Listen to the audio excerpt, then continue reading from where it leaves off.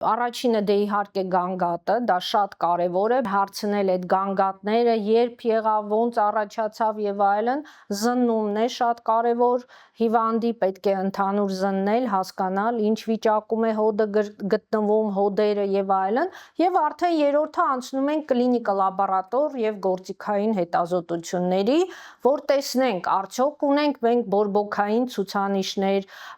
ուլտրաձայնային հետազոտություն ենք անում հոդերի, որպես տեսնենք բուն հոդի մեջ ունենք բորբոքային ֆոն, սկզբում կարող է լինի սկսվող բորբոքային ֆոն,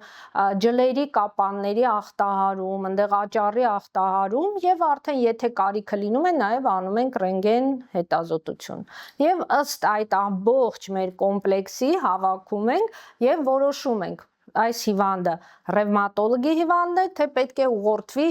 նյարդաբանի, օրթոպեդի մոտ, էնդոկրինոլոգի մոտ եւ այլն, մյուս մասնագետի մոտ։